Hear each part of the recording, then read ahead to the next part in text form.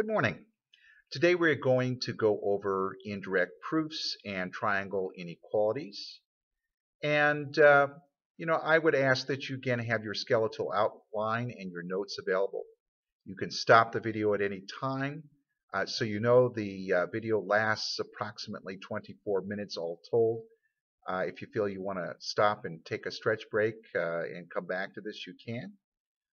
But if you're in class, of course, you have to make sure that your time is well spent. But if you're at home, take your time, go through it, and absorb as much as you can. Again, make sure you have your skeletal outlines and any notes that you might need. Enjoy. Good morning again. This is Lesson 5-5, Indirect Proof and Inequalities in One Triangle.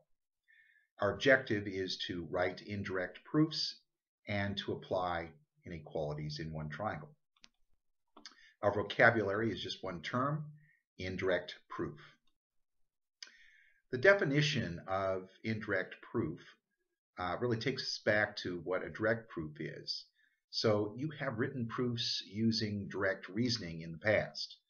You began with a true hypothesis and you built a logical argument to show that a conclusion was true.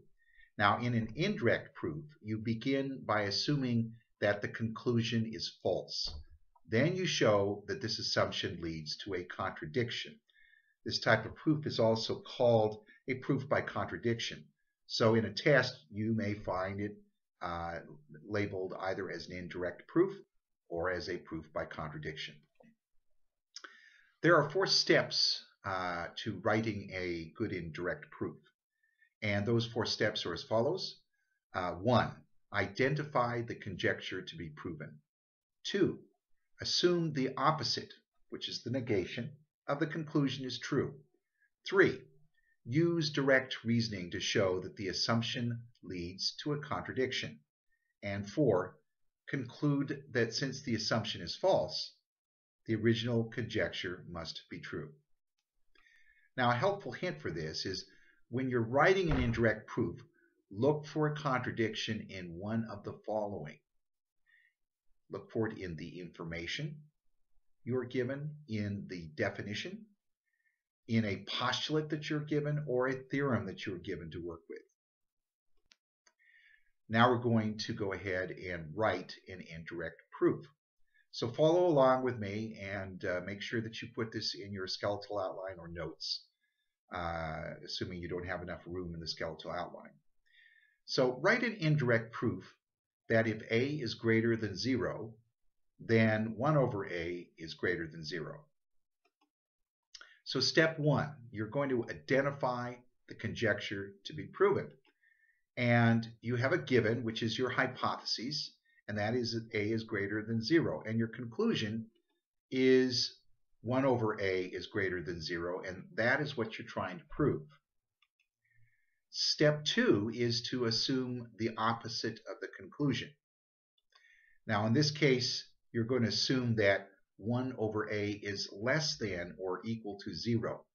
Now, note that we could have just said less than, but remember that if you want to disprove 1 over a is greater than 0, you could also say that 1 over a equals 0. Hence, they have used the statement 1 over a is less than or equal to 0. So you capture both of those ideas. Step 3 is to use direct reasoning to lead to a contradiction. So what we're going to do is we're going to rewrite the given and the opposite of the conclusion.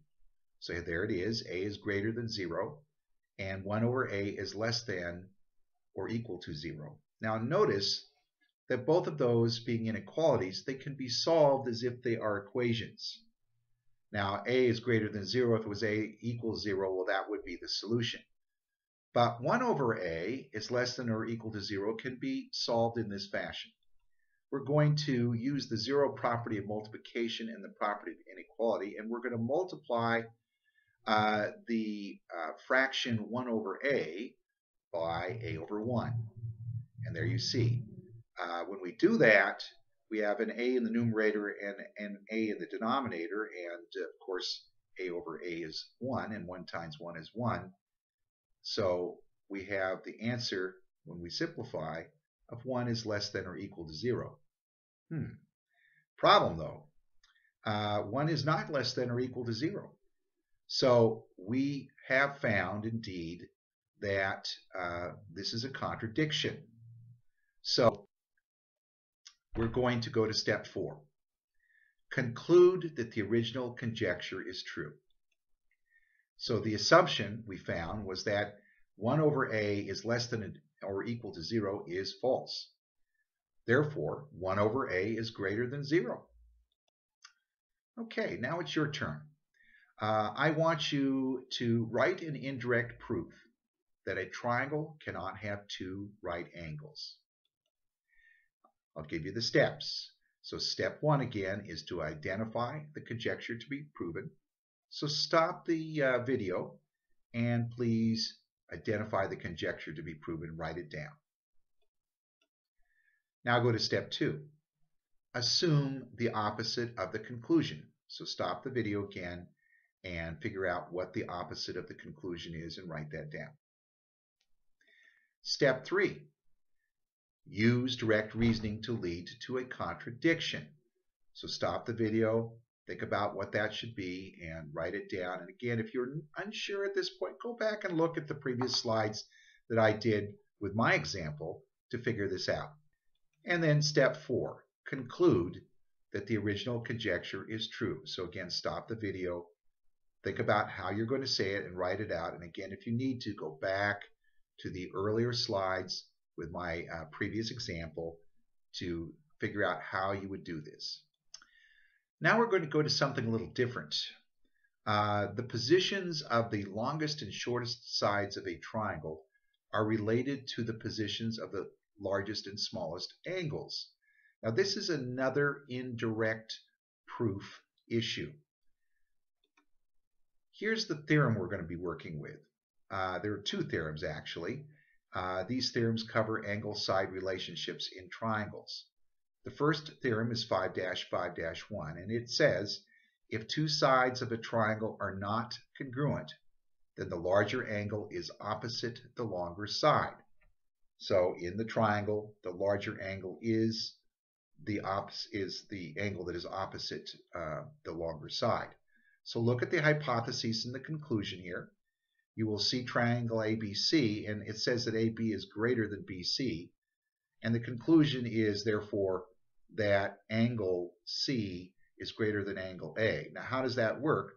Well, if your side AB is the larger side, then the angle opposite of it, being angle C, will be the larger angle.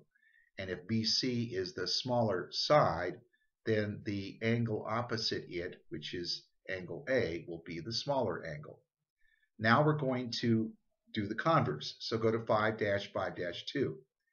And it says if 2 angles of a triangle are not congruent, then the longer side is opposite the larger angle. So you're just reversing things. So look at the triangle in the hypotheses. This is triangle XYZ. And in this case, angle M is the larger, angle Z is the larger angle. And therefore, the side opposite it, which is line segment XY, will be the larger or longer side. And angle Y, being the smaller angle, is opposite line segment XZ, which is the smaller side of the triangle. Okay, we're going to use this information now to write the angles in the triangle to the right in order from smallest to largest. So if you look at triangle FGH, you'll see that we have the sides written there. So it's very easy. We find the smallest side, that's GH, and across from it has to be the smallest angle, which is F. Now, the longest side is line segment FH, so the largest angle is angle G. So the angles from smallest to largest are angle F, angle H, and angle G. Kind of like Goldilocks and the 3 bears, Mama Bear and Papa Bear, which bed was just right. Okay, Now we're going to turn this around. We're going to do the converse. So here we have a triangle that has two angles identified. And the idea is that if you know the smallest angle, then you can find the smallest side on the opposite side of the triangle from where the angle is. But the problem is you're missing an angle. So they want you to do something else. They want you to use the theorem that says that the three interior angles of a triangle equal 180 degrees. So what you're going to do is you're going to take 180 degrees and subtract from it the sum of 60 degrees and 72 degrees. And here we've done it, and it turns out that angle R is 48 degrees. Now that you have done that, you know what all three angles are. So we set up our sides. So the smallest angle is R, so the shortest side is line segment PQ. The largest angle is angle Q, so the longest side is line segment PR. And we can now conclude that the sides from shortest to longest are line segments PQ, QR, and PR. Quite simple. Okay, now it's your turn. So you have a triangle to the right, and that triangle has all three sides identified. So it's going to be easy for you. You should be able to find the smallest side and then find the smallest angle on the other side and then go to the middle and then the largest sides and find the corresponding angles.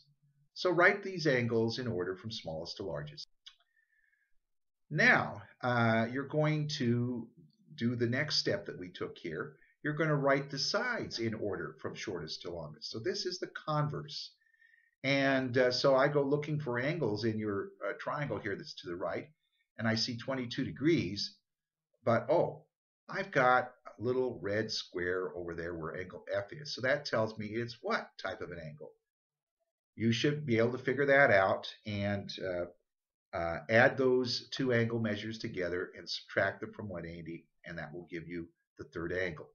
Then you can figure out which is the smallest angle, and correspondingly, which is the smallest side, and so forth, until you've got all three angles, all three sides, the smallest, the medium-sized one, and the largest one. Okay. And when you're done with that, move on. Now, a triangle is formed by three segments, but not every set of three segments can form a triangle. So look down below, and you can see the triangle on the left, which has lengths of 7, 4, and 4, that can form a triangle. It's perfect. But if you look at the picture on the right, you have lengths of 7, 3, and 3, and the 3 and the 3 don't quite go together. So that's not a triangle, and there are many, many instances, or there's, I should say, a range of lengths that just are not going to fit. And there are a range of lengths that will fit. So we have to determine what those are if we are going to solve correctly for this particular type of problem. So a certain relationship must exist among the lengths of the three segments in order for them to form a triangle. Again, we're trying to find the proper set of lengths, and obviously there's more than one, so there's got to be a range of them. We've got to find that. So we're going to turn to the triangle inequality theorem, triangle 5-5-3. And here we have triangle ABC. And the theorem says the sum of any two side lengths of a triangle is greater than the third side length. So AB plus BC, it's got to be greater than AC. And then you take BC, add that to AC, and that's got to be greater to AB. And then you take AC and you add that to AB, it's got to be greater than BC. That has to happen every time. If it doesn't happen once, then you stop. You don't have a triangle. Okay, now let's put our theorem to work. We're going to tell whether a triangle can have sides with the lengths 7, 10, and 19. So what we need to do is we need to rearrange these three numbers into three different combinations, where the first two, when added together, should be greater than the third side. So let's just see if this works. So 7 plus 10, is that greater than 19? Well, it's not. 17 is less than 19. So we've determined in the first try that this is not a triangle. But if the first try shows you that the first two sides are greater than the third side, then you must go to the second combination, do the same thing, and then if that also turns out to be good, then go to the third combination. So you're going to find out whether or not you have a triangle by either learning in the first, the second, or the third go round that the first two sides are longer than the third side, or that they are not. So in this particular case, by the triangle inequality theorem, a triangle cannot have these sides.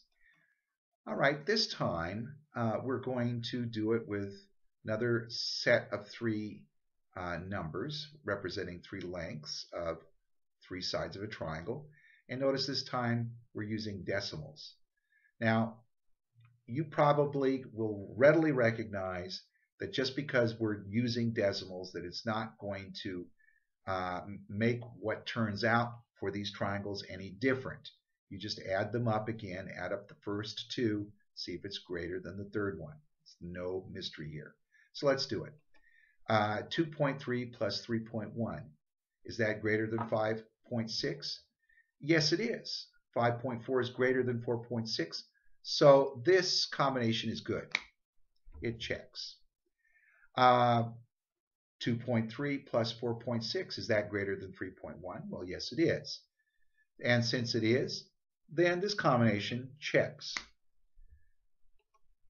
3.1 plus 4.6, is that greater than 2.3? Well, yes, it is. It's 7.7. So the third combination checks. So we've seen from an examination of all three sides in this case that this is a valid triangle. And therefore, the sum of each pair of lengths is greater than the third length. Well, we're going to get a little tricky this time. In this case, our side lengths are going to be algebraic expressions, n plus 6, n squared minus 1, and 3n. But hey, they make it easy on you.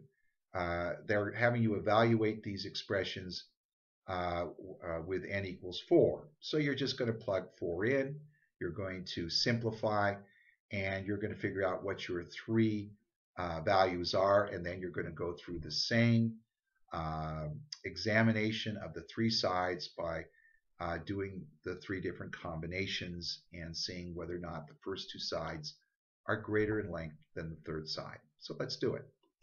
So step 1, evaluate each expression when n equals 4. So n plus 6 is 4 plus 6, that's 10.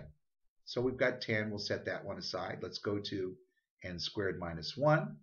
So that's 4 squared, or 16 minus 1, which is 15. So we've got that one. Let's put it aside and go to the third one. And the third one is 3 times n, which is 3 times 4, and that's 12. Now we have our three values, and we can set them up into three different combinations. So we'll do that in step 2. So step 2 is where we compare the lengths. So here's the first combination, 10 plus 15.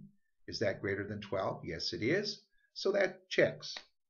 10 plus 12. Is that greater than 15? Yes, it is. 22 is greater than 15. So that combination checks. And 15 plus 12. Is that greater than 10? Well, yes, it is. It's 27. So that combination checks.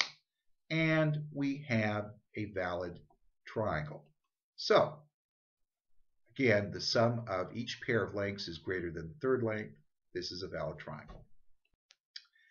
All right, it's your turn. I want you to tell whether a triangle can have sides with the lengths of 8, 13, and 21. So stop the video if you need to, figure it out, write it down, and then continue on the slide. All right, now we are going to use the lengths 6.2, 7, and 9. Again, I want you to tell me whether a triangle can have sides with these given lengths. So stop the video, do the calculations, make sure you have it written down, and determine whether or not this is a valid triangle. All right, this is your last one. Tell me whether a triangle can be made from the lengths t minus 2, 4t, and t squared plus 4 when t equals 4. So you're going to have to go through the steps on this one that we talked about before. And so stop the video, take your time, go ahead and do that, and then you can move on. But first, let me remind you of the steps. Evaluate each expression when t equals 4. That's your first step. You're going to compare the lengths. All right. In our next example, we're going to switch gears again, and in this case, we're only going to give you the value of 2 sides, in other words, their lengths. You've got to find the third side, and the third side, because we have to recognize, as we said before, that with these triangles, there can be a range of values when fit together can make a good valid triangle. We're going to have then a range of solutions for x in this particular situation. So we're going to go ahead and set up our inequalities as we did before, but the third value has to be unknown. So we're going to let x represent the length of the third value or the third side, and then we're going to apply the triangle inequality theorem. So here we go. Well, x plus 8 is greater than 13. Now notice what we're doing here. It's an inequality. An inequality can be solved just like an equation. We're going to solve for x. So we're going to subtract 8 from both sides, and x turns out to be greater than 5. Now we're going to do x plus 13 is greater than 8. Well, we're going to subtract 13 from both sides here, and we get x is negative 5. Now stop and think about this a moment again. Recognize that you are not going to have a side of a triangle that's a negative number. It just isn't rational. So you're going to throw this particular answer out. And as I said before, whenever you get problems where you're dealing with these ranges and you're doing 3 combinations, one of them is going to prove to be negative like this, and you're going to throw it out. So let's go to the third combination. And that is 8 plus 13 is greater than x. And of course, you're going to simplify, add those 2 values together, and you get 21 is greater than x. So you have a minimum now, and you have a maximum. So you could set up a range. And so combine the inequalities, and your range is going to be 5 is less than x, which is less than 21. And that means that the length of the third side is greater than 5 inches and less than 21 inches. Now I know that's quite a range, but remember that's the best we can do because triangles have a lot of slop in them in terms of how you can fit lengths together and get a third side that it's going to fit. Okay, now I'm going to turn it back over to you, and I'm going to give you the values of 2 sides of a triangle, their lengths. You're going to have to find the range of lengths for the third side. So the values are 22 inches and 17 inches. You need to find the range of values for the third side. Okay, this is a travel application. And we're taking the same information that we did before in the previous example, where we have 2 sides identified by length, and the third side is an unknown, and we're going to only be able to find the range of the values that would represent the third side. So in this case, we know the distance from San Francisco to San Jose, that's 51 miles, and from Oakland to San Jose, that's 46 miles. We're trying to find the distance from San Francisco to Oakland, and that will have to be a range. So let's do this.